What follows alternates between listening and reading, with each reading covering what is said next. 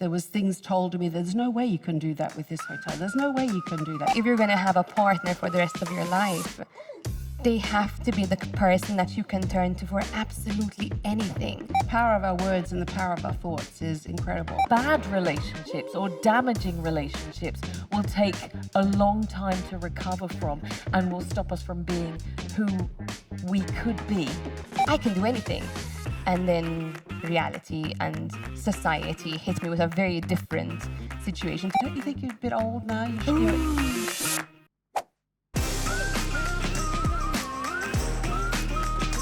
Podcast entitled Unlocking Empowerment.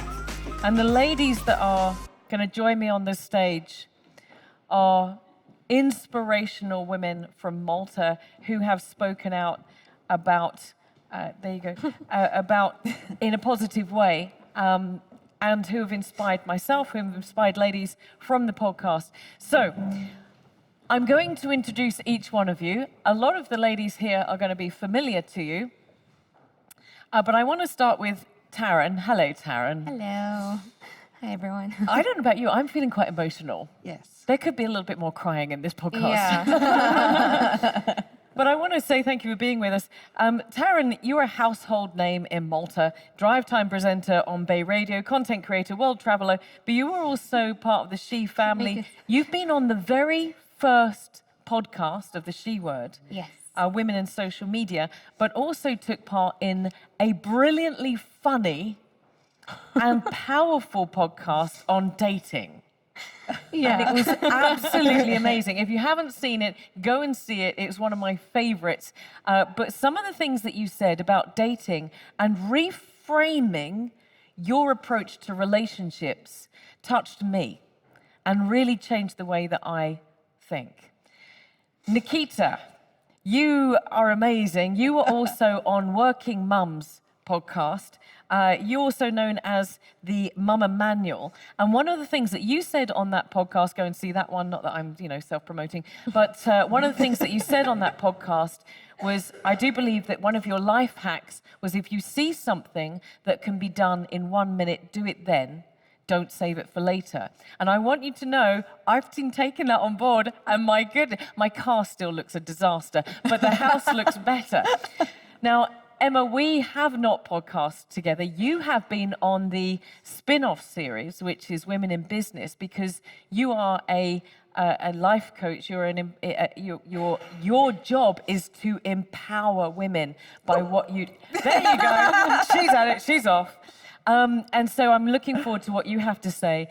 And Robyn, if you don't know Robyn, and we're going to start with you in a second, Robyn, I'm just going to see if anybody, do we have anyone to help us with some wine? We cannot have a podcast without wine. So is anyone in the room to get to wine? There he is. There he is. There he is. So ladies. The man. The man. Thank you. So if you don't know Robyn Pratt is the general manager of this hotel. Robyn has an incredible backstory that I'm going to ask her to share with you in a second. But Robyn is the general manager of one of the most respected, revered, and appreciated hotels in Malta, and one of the very few general managers in this country. Of the very few. Female. Very few female. Because we've got another one over here. Oops. I do like the way he put it on the table and then walked off. Yes. Okay, I'll do it myself, hon. But you're one of the very few general managers, female general managers. Can we do? Yeah, thanks. What do you want? Spread the wine. One of the very few general managers, female general managers in Malta, but one of the most respected hotels in the Mediterranean. But when I interviewed you and back in season 1, your story really knocked me sideways and was so empowering for me. So I'm going to start with Robyn. And again, if you have comments and questions, please do jump in. But I really want to close off with inspiring women. So Robyn, where are you from, first of all? I am from, and it's got a very strange name, Kalapa. Okay. It's called Kalapa in Queensland, Australia. Okay. So I immediately have to ask you, how did you come to Malta? So we were on our way back to Australia, and we lived in Brussels for 11 years. And we were going to go back to Australia. And in the meantime, back then, a gentleman called Attard Vassallo asked my husband if he would come and work with him in a place called Malta. And we said, Malta?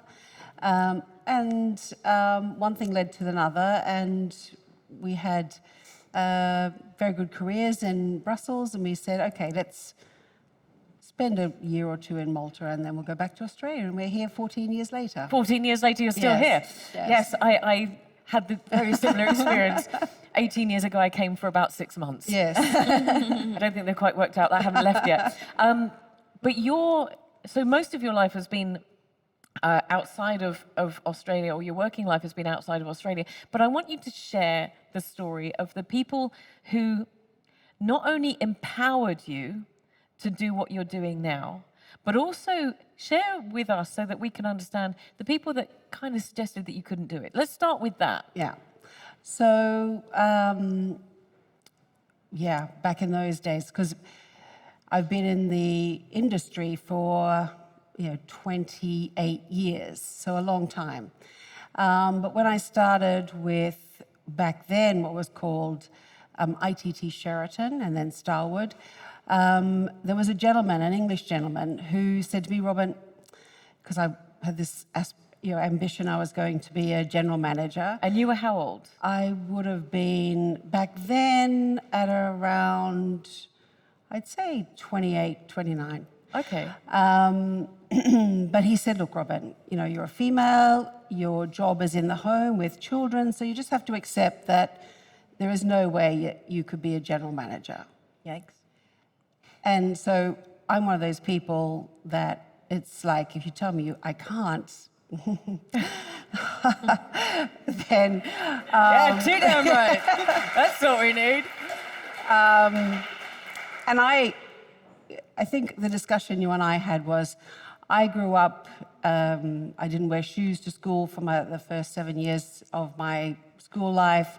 I lived in a little countryside. My best friends were Aboriginals, and my mother and father worked hard on a dairy farm to do the best they could for us. My grandmother was in the Country Women's Association of Australia, and she was always running around in her little blue station wagon doing things for other people. And that's how I grew up. Women were a powerful force, and there wasn't anything in my mind that told me, I'm a woman, why can't I do this? And to what Danae was just saying, and I learned a lot about this because we've since had a lot of stories in our family in relation to mental health and the power of our thoughts, not just women, but men, and how from the outside everyone thinks it's amazing. But in my situation after death, only then did we find what power the mind had on that person. So I've done a lot of delving into that as well. So I've learned a lot about these thoughts that we had. And so growing up, I didn't have any of this women or people telling me that I couldn't do anything. And my father worked hard on the land, and he always said to me, if you want something, then you have to go out and get it. And so when this gentleman told me this, that was my sort of beacon to say, look, I can do this. And I was the youngest general manager in Australia for Starwood, and at that stage the only female, but then there was other females came, and then I came to Europe really excited to be coming, thinking that I was coming forward, but I actually found went backwards as far as a woman in hospitality. And this is 25 years ago. But and then I came to a situation with HR manager who was a similar thing, where my husband and I came, and he called me the package deal. I came, I was the package, sort of. It was incredible. And so, again, that really inspired me to want to inspire women to get into the industry and to do the best they could. But it's amazing, and I don't want to say just men, but I think people, they don't realize the impact of that two or three words at one time can impact a person's life forever. And so you have to, and that's, really been the inspiration for me. And what inspires me in my, I'm 63 now, and I want to continue to doing things to show others that nothing is impossible. And if you really try, like when I came here, look, there was things told to me, there's no way you can do that with this hotel. There's no way you can do that. There's no way you can achieve that average rate. There's no way you can do this. And we've done it. And I'm so proud of the people that I have by my side here in this hotel and they even tell me that first time that I stood there telling them what we were going to, achieve by the end of the year, they thought I was smoking something. I thought I was this wacky woman saying, by the end of this year, we're going to say, I'm so happy and grateful we've achieved XYZ million euros in GRB. And they're like, what the hell is she talking about? But the power of our words and the power of our thoughts is incredible. And I really am so inspired by Danae speaking today. And I think there's so much to be said for it, and we should talk about it more. Absolutely. I had a conversation with, there was a clap. There definitely should be a clap. Yes. I had a conversation with Robyn in the makeup room. Thank you very much, Jade, for doing our makeup today. And we were talking about these women because I remember you talking about your grandmother and your mother and your family being such a positive influence. And I said to Robyn, and I've only just realized in the last couple of years that growing up in a country where the two most powerful people were women was so important for me. I grew up in the UK in the 70s, 80s, 90s, and the Queen, for whether you liked them or not, the Queen and the Prime Minister were both women. And so it... There's the British person in the back there. And that was such an influence for me that I didn't even question whether I could do anything and not do anything, because they could do it, so I could. And I'm assuming that's what you got from... I mean, even though your family, your mom and your grandma weren't going out and running hotels, they were telling you that you could. No, they were doing, honestly, incredible things. That's a whole other story, as Danae said. But what they did for women in outback Queensland when there was big droughts and, just so, they inspired me so much. And then when my mother passed away suddenly from a heart attack teaching, I can't even think, I'm so inspired by Danae, and my grandmother was there with her, and to see her daughter die in front of her eyes, she was my inspiration then. And I wanted to do things because my mom had always wanted to be able to do things, but she couldn't. So my grandma, Mabel Kelly, was just my absolute wonderful icon.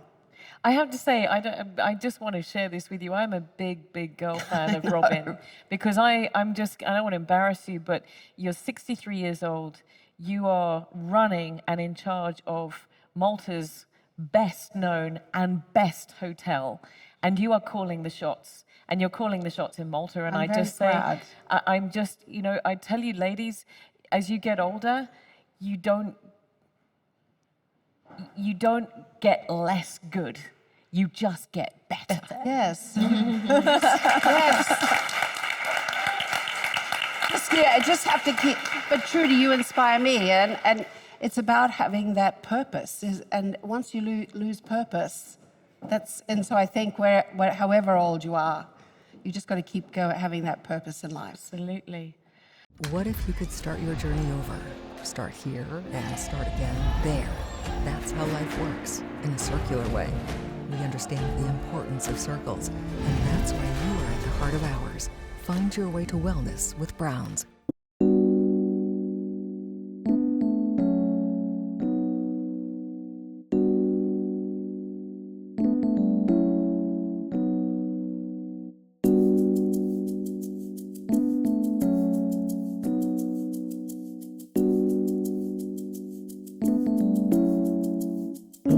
I want to, if anybody has any questions or comments, do just put your hand up at any point and I'll spot you and we'll come to that. But I want to come, Taryn, because I always think of you as somebody who is also having been in radio myself, it is a a relatively male-dominated Yes, industry. definitely. There is a The lot of media in sexism in general it. is, I would say. Media in general, there's a lot of sexism in it. Yeah. And to be a woman in media, whatever kind of media, you have to have bloody tough skin. But you came on the show dating, and this is what really, really impacted me. And you sat there and you said several things, but one of the things that you said was, don't look for somebody who is exactly the same as you. And you talked about going through and, okay, they like this, and I like this, and I like this. But you exuded this wisdom. And we haven't talked much about relationships today, because we've talked an awful lot more about us as women, and I think that's incredibly important. But I think good relationships will continue to empower us, and bad relationships or damaging relationships will take a long time to recover from and will stop us from being who we could be. And I've seen this, I'm not going to embarrass her, but a friend of mine is an echo who's in the room, who's an echo of my own story. Once you get somebody out of your life who's a narcissist or a damaging relationship, you have the joy of becoming who you were meant to be. And I want to ask you, Taryn, share some of your thoughts about this, because you have these wisdoms and I want to share it with the room. I can't believe I'm actually going to be speaking about dating, because I feel like it's the one part of my life which I never share. Like you said, I work in media, so in media you get judged on every single thing you do. Unfortunately, like we said before as well, it's mostly from women. So it's a bit of a tough situation. So when you told me come on the podcast and talk about dating, I was like, why? Like, I have nothing to contribute to this conversation. And I sat there and I was like, okay. And I feel like as women, our relationships really make or break us. Whether they're romantic, whether they're your family, your friends, whoever it might be. We were talking about how our mothers affect us and the way we, walk through life and our decisions and our paths. Everything has such a huge influence. So a good relationship, a good romantic relationship can really help you reach your full potential. Maria was saying before how, what she went through, it was so important to have a supportive partner. So I think really trying to find it. And I also feel like society doesn't help, because I just turned 30. And I feel like... Sorry, and I feel like... It was a recent birthday, that's why I'm whooping. I haven't had the chance to wish you happy birthday. And there's this pressure that you have to be settled, you have to be married, you have to be thinking about kids. Oh, the clock, And these conversations which you have to have at family events. Maybe your friends are open-minded like you are. Maybe your friends see a different side of you. Maybe they say, but Taryn has this is her priority right now. Or, this didn't work out. But you do have to deal with the social norms that, unfortunately, the world presents us with, And like today I have a family wedding. I just know it's going to come up in conversation. No, you're still single. Yes, none. Yes, auntie, whoever. Yes, I still am. Relate? And these conversations come up. So there is that pressure that you're constantly like, okay, you know what, maybe I might settle. It's fine, no one's perfect. But then you start to realize, but what do they really add to your life? Every single relationship has to add value. I feel like I'm a huge giver, and I feel like sometimes I get a bit caught up in my own little world of, but I have to give into this relationship. That's how it works. It actually doesn't. There are so many other factors, and both people have to give a lot. And sometimes, you find yourself trying to understand whether it's worth sacrificing a lot of your other parts of your life, because you do. It's normal. It comes as part of the package. It's life. So in my opinion, I feel like it's dating is a bit of a tricky business, and the world is changing. People are changing. Now there's this whole thing of situationships, which is like a whole other frenzy. It's like, are we dating? Or are we not? Oh, we're in a situationship now. So there are so many things happening, and I feel like with dating again, you're in your 30s, which is also a part, it can hold you back, because in your 30s, I feel like my 20s were so experimental. I was still finding myself. I didn't know what I really wanted. I changed my career. I thought that I was going to be a journalist. I thought that I would be doing different things. I took sciences, so I was going to be a doctor. So I went to sixth form, did the usual thing that all kids do in Malta, and took the usual path. And then I was like, oh, actually, you know what? No, I don't want to do that. And now I work in radio. So it's a totally different like career path for me. And I just feel like your 20s, you really try to do your best to find yourself. So in your 30s, you actually start finding who you really are, your identity. You know what you want. You're a bit more decisive when you come to these big things in your life. And dating is one of them. So in your 20s, maybe you can be a bit of a pushover. But in your 30s, you're like, actually, no, bye. No, I don't want to deal with this. No, and not to be mean or anything, but you start to really find what you want and whether those things add to your life or they just don't. Well, I have a question, and you don't have to put your hand up, but if you feel comfortable to do so, please do. Is there anybody else that has felt in their 20s, 30s, or 40s that they were under pressure to be in a relationship when they kind of felt that maybe it wasn't the right thing? Anybody else? Anybody else experienced that? Anybody else been asked, hey, the clock is ticking. When are you going to get down? Yeah. But I'm wondering, let me ask you, Taryn, what is when it comes to relationships, because again, I'm girl fanning on you because your wisdom is something I did not have. It took me 45 years to find my husband, and I made a lot of mistakes on the way. But what is your yes, no? What is your, I will tolerate that, I will not tolerate that, I'll embrace that, I'll love that, but if you're doing that, if that's how you are, I'm not interested. Because I don't know about everyone else, I'm speaking from my own experience. You go into a relationship sometimes and you're just a little bit like, well, you know what, maybe I can change them. Maybe, oh, okay, Yeah. I'm not the only one that's thinking that. But you go into an experience where you think, maybe I can just forgive that. Maybe I can forgive the fact he said I had pit pony legs.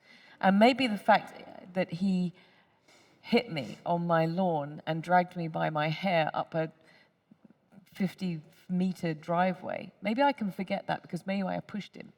And maybe I can forget the fact that he punched me in the face and gave me a black eye. Maybe I can forget that because maybe I said something wrong. Now, maybe it's not that extreme, and that's one of my cases, but I think there's a lot of behavior that we forgive because we think the rest of it's good. So, but when you were on this show, when you're about dating, you're like, girlfriend. You had a criteria. So how does that work? No, I think obviously every relationship is so different. So you have to look at a person for who that person is. But then it comes down to values. It comes down to support. If somebody doesn't support who you are as a person, not just your career, who you are, if they don't see you for who you are, if they just want the best bits of you and not want the hard parts of you, I think for me, that's a no. You have to take somebody, and it has to be vice versa, obviously. But I think it's so important for somebody, we've said it all day, to see you. You have to look at somebody and feel like you can be your most vulnerable self. You can go through things. Because I feel like I'm 30. There are so many things I'm going to go through that I want to feel like that person is going to be there. He's not going to be like, oh, this is a really ugly side of you. Goodbye. It doesn't work that way. If you're going to have a partner for the rest of your life, they have to be the person that you can turn to for absolutely anything. Because today I might be this happy, positive, like, oh, life is great person, and then tomorrow something might happen to me and I become a different person. Is that person willing to stick by me through the good and the bad? We say these vows when we get married, but how many people actually stick to them? How many people run the minute that things get ugly? So I think for me, that's the biggest thing that I look at when I look at a person. That's the most important thing, the most important quality, I would say. We have someone who wants to, yes. Oh my word, it's Fran. Fantastic. I agree with everything you said.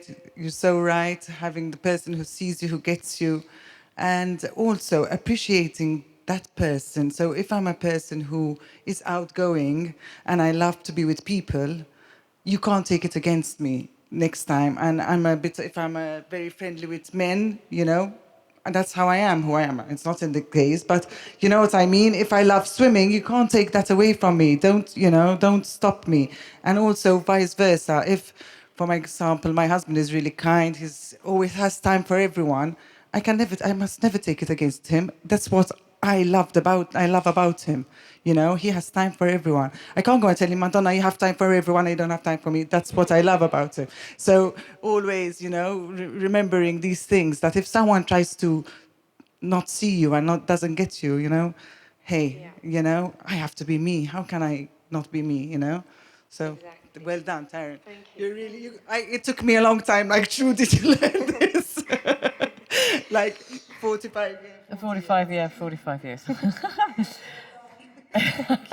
Does anybody have anything else that they'd like to add on this topic? This is a massive topic. We're not going to go into too much detail. But anyone? Okay, cool. All It's right. a very personal topic. I mean, when you told me to come on the podcast, I was like stressed out. So I can understand. People don't really want to talk about their dating life. Absolutely, but we did have good No wine. fun. I'm just going to say that. That always helps. Nakita, we're going to talk about coming back to being a mum. And I want to come back to when you came on the show, you came on Working Mums, and you came up with a lot of wisdoms.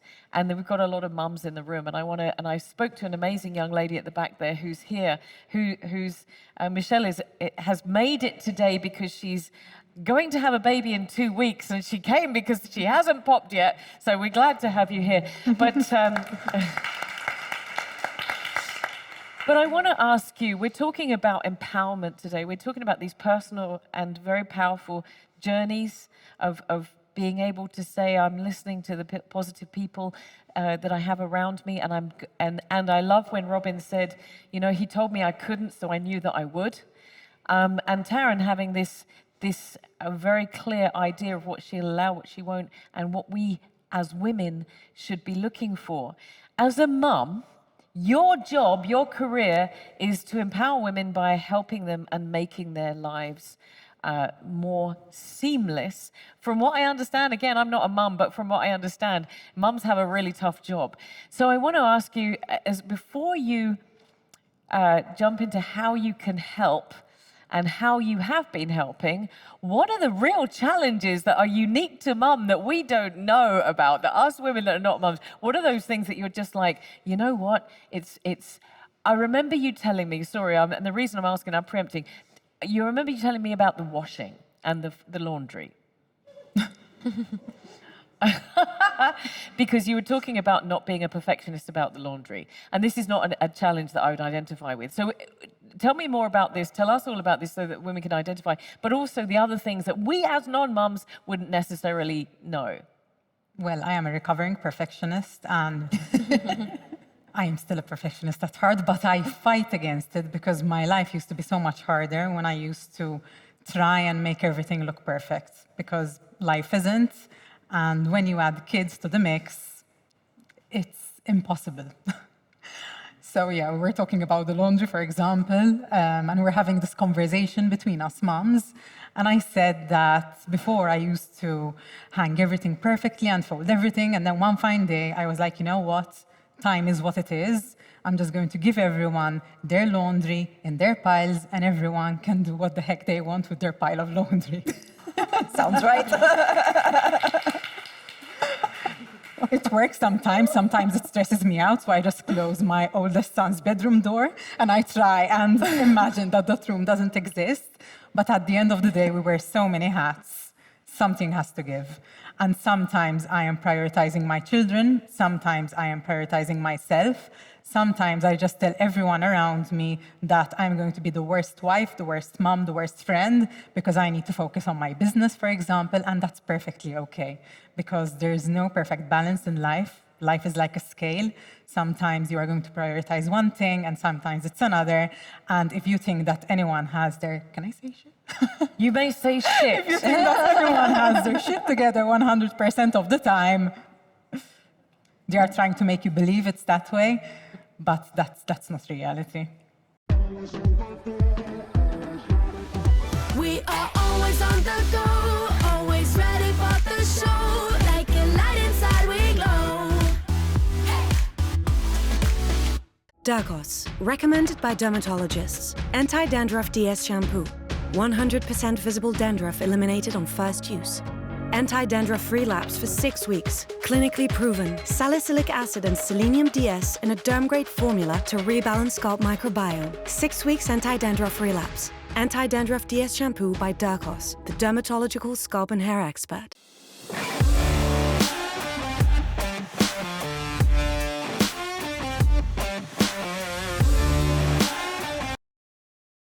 We are, I mean, even if you're a mum or a non-mum, we are led to believe the images that we've got our shit together and that I said it, that we've got our shit together and that we have lives perfect. I mean, if I look at you beautiful, amazing ladies and I was to walk away and I'd probably say to Aid, wow, these ladies have got their shit together. But you might tell me something different. And I think this is the point of today, is that we can just, you know, share the fact that we don't all have our shit together and we all have bad days. I've said it 4 times now.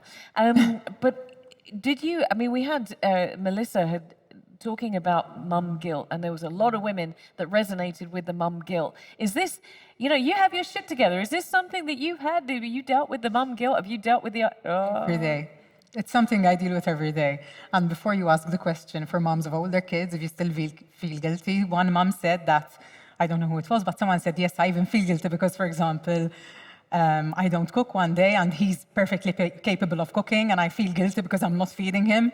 That's me on Friday nights. He's like, but mom, is there something for dinner? He's very nice about it because he knows that I love the kitchen and I'm cooking, but I do like my days off. And I'm like, no, there's no dinner today. And I feel so, it's like, it's fine. I'll just fix myself something. I'm like, okay. So yes, I still feel guilty, even with my eldest son. I also have a daughter who's 9. And the nice thing about having a gap between the 2 kids is that they both got their time alone. Kind of, for example, when my eldest had his exams and he really needed me hands-on, I was there for him. And now he's older, so I can focus on the little one. But I still feel guilty because I'm spending more time, for example, with my daughter because she needs me more hands-on, even though I know that he's perfectly capable, he's studying, he has a job, you know, he's an adult, he's 18. I still feel guilty because I feel like I should be spending more time with him. It's an ongoing battle. Although he's 18 and he probably doesn't. Yeah, probably. Yes, exactly. But I would like you to share, and if anybody else has a hack, let's share some hacks today.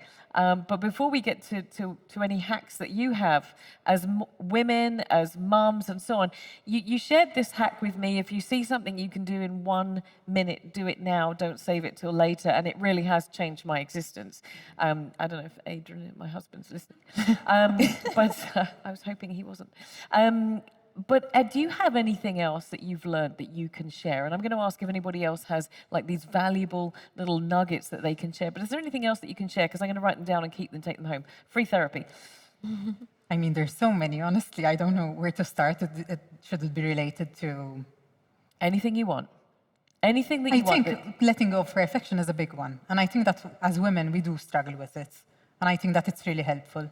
Because when you put things into perspective, for example, the house is messy. Sometimes we're so fixated with having everything perfect at home that we are stuck inside for an extra hour trying to make the house look perfect, where in real fact, we should be spending time outside with the family. The house is going to get messy again tomorrow, so it can just wait.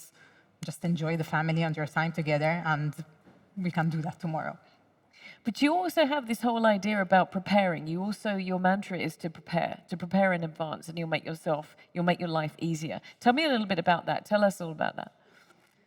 When I have the mental capacity and the energy to do that, because some days I feel like I have to take care of myself, and I don't do that. Sometimes it's wiser to take a step back and say, you know what? I could prepare for tomorrow, but I've had a hard day. That was me yesterday at 10:30 in the morning. I was like, this has been a hard week. So I literally closed my laptop, took my book out, and I sat on the bed and I read for an hour and a half before picking up my daughter from school, because that's what I needed.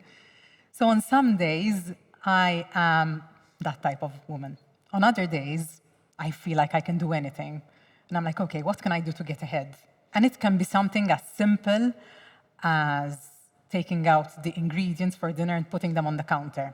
Because once it's dinner time, I'm like, yes, the ingredients are there. It will help me cook faster. On other days, it could be things like what does my daughter have tomorrow? She has karate lessons, so I'll prepare her uniform and I'll prepare her bag. It really helps. You may think it's a little thing. You may think it's a 1-minute thing. But when next day rolls around and you feel like I did yesterday at 10:30 in the morning, then you thank the heavens that you have been kind to your future self and you've prepared something for those days when you just can't do it. I like that. I like that, being kind to your future self. I really like that. I don't think that applies to just mums either. No, I think that's a really good idea. Thank you very much. Does anybody else have any hacks that we can share today? Oh, yeah, we've got a hack here. Any thoughts, anything that you found that works for you that you'd be happy to share? Actually, I want to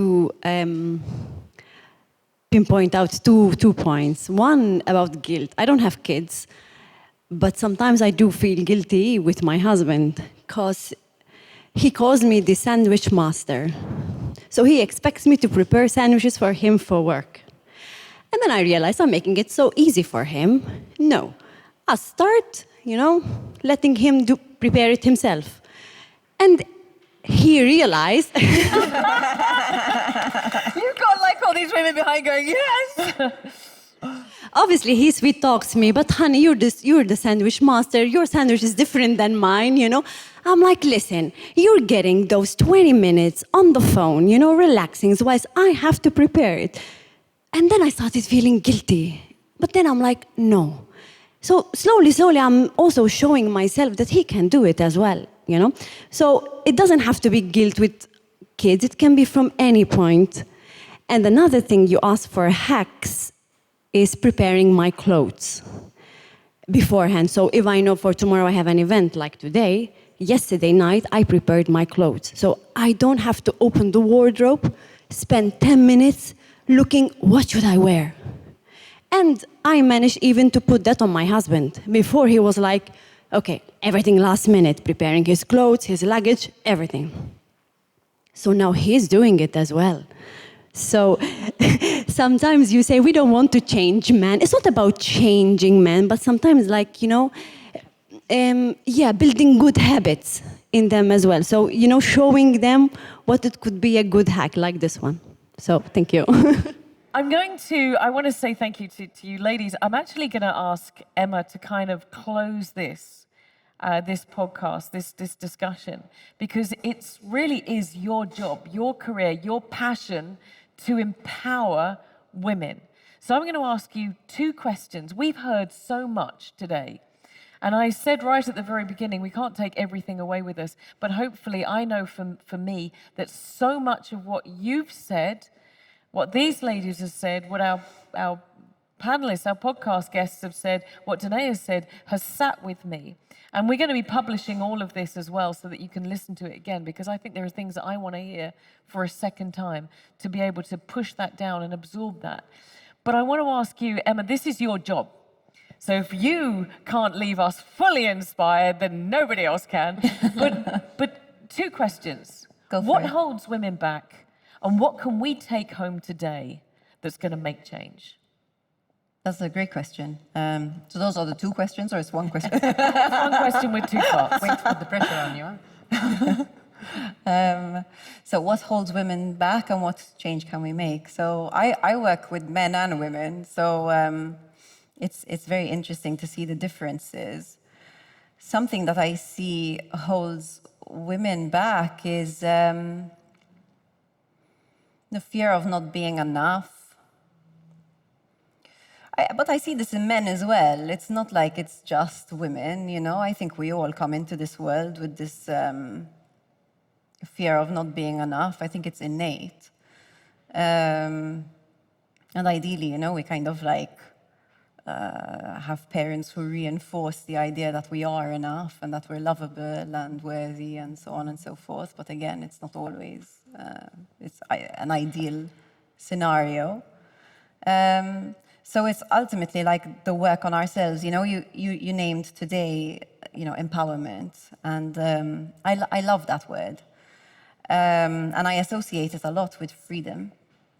Because to be empowered is to be free. It's to be free to speak your mind. It's to be free to go after what you dream of. Go and build those dreams like you're doing here today, But to be able to do that, you need to have the self-belief to be able to, it all starts with belief. If I believe I can, I'm going to tap into a totally different kind of potential than if I believe I can't. And it's also about freeing ourselves from our histories, which you talk about a lot. Some of us have been through rough times. And even if you don't think of yourself as somebody who's been through a rough time, we've all been through shit. And that's had an imprint on us. And, I think that empowering ourselves is a lot about healing. It's a lot about understanding who you are and why you are the way you are, but don't stop there. Don't stop at self-awareness. Oh, I'm like that. I have anxiety, I have a problem with this. And yes, okay, it's great to have self-awareness. And now what? What do you want to do with that? Because with self-awareness comes choice. So, those years, 0 to 6, we're coding, right? We're sort of being imprinted. And I see it with my son. Lately I've been really tired lately, and I've just, every so often I just go, oh, I'm so tired. And the other day I was in the car and my son was in the back and I went, and I stopped myself. I said, don't, because this is going to become his belief. And he goes, tired. And I fuck. It's doing it, Exactly what Danae was saying, exactly that, right? The imprinting. So the imprinting's there. We've all had our imprinting, like you were speaking about in your day and age, kind of what was expected of women and so on and so forth. I think it's really important that we look at that imprinting and just look at it and say, okay, I was a sponge when I was little. I did not have enough life experience or the brain to be able to filter information. So let me look at my beliefs and let me see which ones are serving me and which ones are not. And the ones that aren't, I can replace them with ones that do serve me. And then I reinforce them and I reinforce them and I practice them and I practice them and I practice them. And then that affects the whole cycle, belief, potential, action, results. If I believe I can, like today, to create this, you have to believe you can. And obviously, if fear came in, because I don't think you've done this before, no? No. So fear would have come in for you. Doubt, will I sell tickets? Will I get enough people here? Will they enjoy it? Will it be successful? It's normal. Whenever you're about to do something new, the fear comes in. Why? Because our brains like to predict. Our brains are predictability machines. So whenever the brain can't see what's next, it goes, whoa, I don't want to go there. So it brings up a lot of fear to protect us from social humiliation, to protect us from pain, to protect us from death.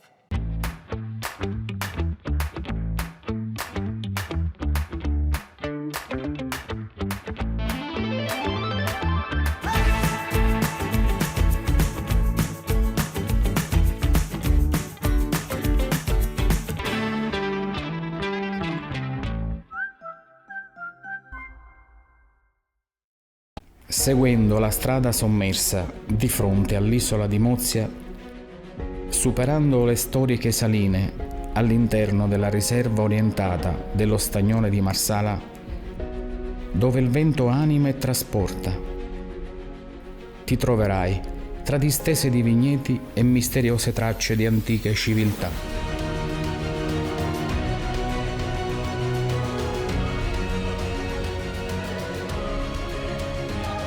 Can I jump in there? Go for This it. is proper podcast style. Again, if anybody wants to jump in, please do feel free. But something you just said really resonated and really touched very deeply with me. And I found through the podcast, we're in a safe space. I can say whatever I like. I talked about, the Queen and the Prime Minister being women. In my home, there was that dialogue. You mentioned that 0 to 6. I heard a lot from 0 to 6 that you're just a bit not worth it, that you are not a good girl, that you are not what we wanted. And I heard when Robyn was saying that, and the reason I'm sharing that is because I also want to mention the fact, if that has been your experience, there is no place too far down to come back from. Because that voice, that dialogue that I had from 0 to 6, I have a great relationship with my parents now, but for the first probably 18 years, I was told that I was not worth it. Yeah. And that lived with me for decades. And to unpick that and to try and put that together. And the reason I'm sharing it is because I think there's probably a lot of women who can associate with that were given that negative. And you said that, and I said, Trudy, am I going to share that was my dialogue? Well, keeping it to myself isn't going to empower anybody else. Yeah. That was what I heard. Yeah. And it got a lot worse for me before it got better. And I came back from a very dark place. Yeah. But there is nowhere that is too dark to come back from. Yeah. And I love, Robyn, you talking about the power that you have in your home. And when Danae was talking about the things that we hear, those messages that we hear. And that's why I really want to encourage everybody in this room to be positive. Yeah. And to empower other women with what we say and we do, because we don't know where they have come from and what they have heard and what they've been told. Can I just, because I've been thinking about it while we've been talking today, and I think it also is from when we're young, but as an older woman as well now, and I think be mindful of that. So many family, friends, but don't you think you're a bit old now? You should, that, I think that also comes into it too. Do you think, maybe you need to, slow down? Do you really no, you do not need to slow down, girlfriend. We need you here. But I do think we need to be mindful of that, because that does come from a lot of women to me. Wow. And friends, and don't you think you're a bit old now for this? So I think we just all need to be mindful, whatever, as you just said, is enriching us, for whatever reason it is, empower, consider, like you were saying, everyone is different. Everyone is different. And I think we just need to think about that too, because we never know what other people have been through or going through, or what they need in their life right there at that moment to enrich them. So we can tend to be judgmental as well. If I can add to that, nowadays we have social media. So some people deal with that negative 0 to 6 period for their whole life. And by projecting. The comments you get on social media, I obviously work, we have a radio show, and myself and Jamie, obviously he's a guy, I'm a girl, and they're putting out the same video, the both of us. The comments underneath are so different to a guy and to a girl. They are totally different. So I got one nice comment and 6 bad ones, and Jamie got so many good ones. They were all positive, all great, all fun. And you think it was literally the same video. We were reacting to something, so it wasn't like, it was so a perfect experiment. So some people have to literally deal with hate on a constant basis. So let's just support each other. Let us as women really, if you have a friend who has a business, support her. If you know somebody's going through a rough time, support her. There are so many ways to show love to other women. Let's literally be a force to reckon with. Sorry, I'm cutting you off, but I agree with you 100%. But in order to do this, in order to love someone else, to support someone else, you need to face your own demons first. 100%. Right? I don't think I'd be in this industry if I couldn't read them and be like, okay, but I'm not what they think I am. Exactly. But not everyone has the strength and capabilities, so maybe because I'm in the support industry. For sure. As a kid, I had a really good experience. I had a mom who told me I could do anything. Amazing. And so I grew up thinking I can do anything. And then reality and society hit me with a very different situation to, oh no, you can't speak your mind. Oh no, you can't do that. Oh no, be careful what you say. You might look like you're a bit too much, or maybe that might sound bossy, or maybe. And I realized, okay, actually I have to change my tone. I have to be this, goody two-shoes, this, you can't do anything wrong because you'll get judged for it, or that's what people think you are. So I think if you're a people pleaser, like I have been for a very long time, and that's something I'm working on. It's tough. It's tough because social media, you can't control what other people are doing behind the screen. All you can do is control how you feel about it, or maybe not about how you feel, how you take it in. But just, somebody brought it up before, let's just be kind to one another, especially as women, you know? So. Absolutely. I'm going to come back to Emma in just a second. There's a lovely lady here that wants to add to this conversation.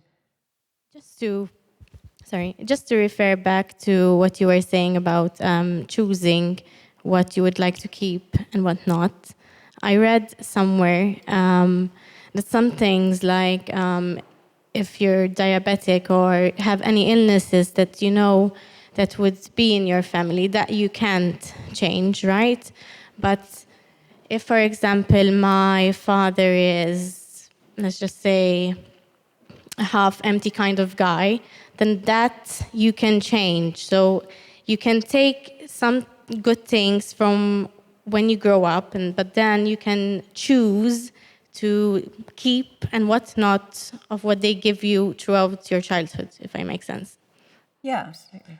Or even just having awareness of how you are. Like, for example, from what the little I know about you, it's quite clear that you have there are different types of brains. If you don't mind me saying this, it's quite clear you have a cautious brain type. The cautious brain type is able to plan ahead. The cautious brain type has a more active basal ganglia, and so the basal ganglia is going like, oh, there's potential danger here. How can I foresee it? How can I prevent it? How can I take care of it? And because of that, you prep. But the person with the cautious brain type is also able to get a hell of a lot done, like compared to other people. So even just awareness, because one of the downsides of having a cautious brain type, I have a cautious brain type, is you get more anxiety than, for example, my husband, who has a spontaneous brain type and can sleep anytime, anywhere, any moment, like, you know. But then he's super creative.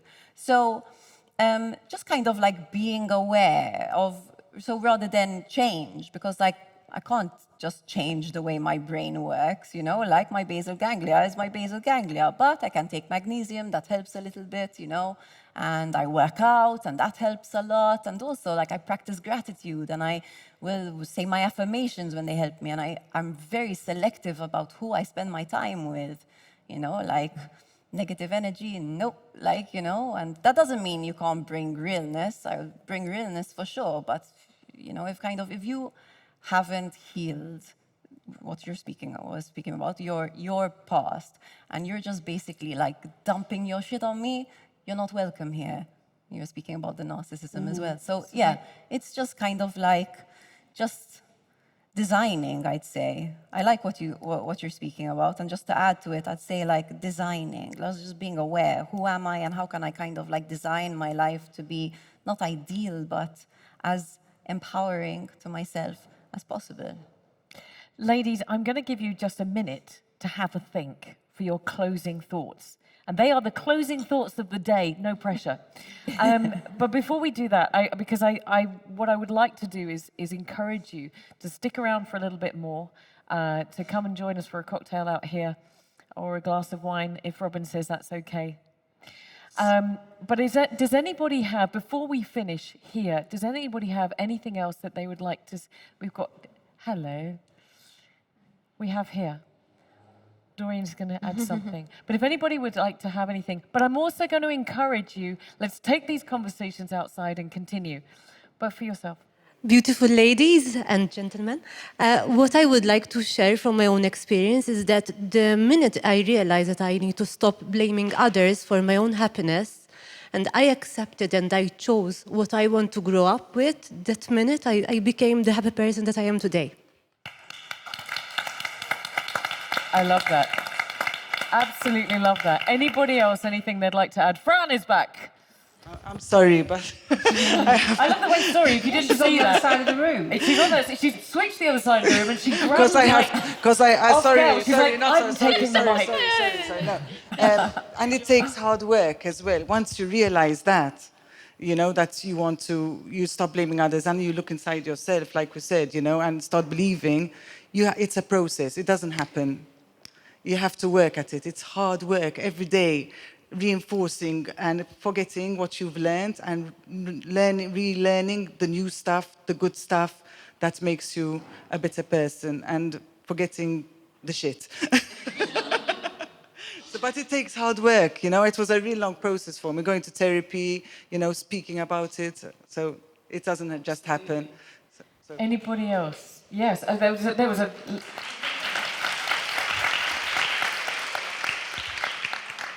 If there's nobody else, I'm going to start with Taryn and come this way for closing thoughts. I honestly today I was so inspired by some incredible women. I mean, I had a few chats outside as well. So the only thing I can say is let's just keep supporting each other and be there for each other. As women, we can really achieve it all if we just work together. Absolutely.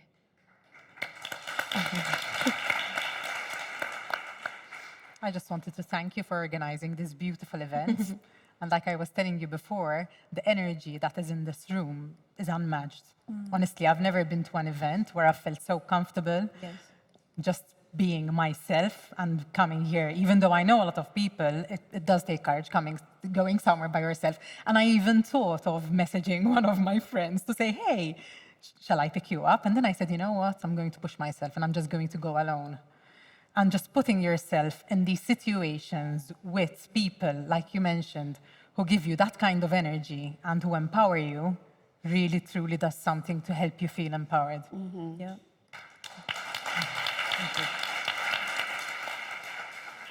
I was going to say the same thing. Today is a real testament to you. I feel like your energy just sort of permeated. I'm not sure what the word is. It emanates from you. It's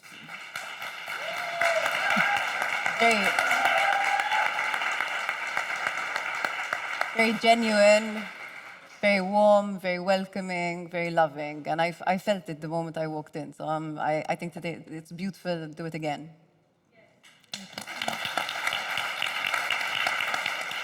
Yeah, like, I think, you know, what's more to say, but energy attracts energy. And what Trudy is attracted to her today is a testament to who she is. She inspires me, but she inspires many others. And what I love about her, there's no bullshit. She had an idea of what she wanted to do today that was going to be something bigger, but she didn't feel that was right for her. So she was big enough to say, hey, listen, this doesn't feel right. Let's do something different, more intimate. And this is the result of a dream that became a reality. And you know, I think it is about empowering each other, but also empowering ourselves, which we feel very guilty about doing very often. So, Trudy, thank you so much for giving us that opportunity.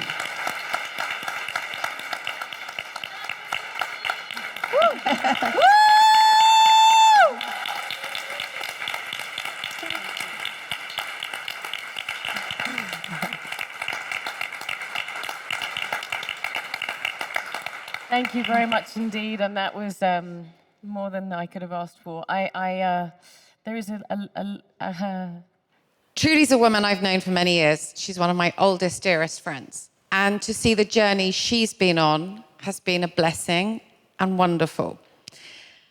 On behalf of everyone in this room and everyone who's ever heard you, thank you for being the face of empowerment.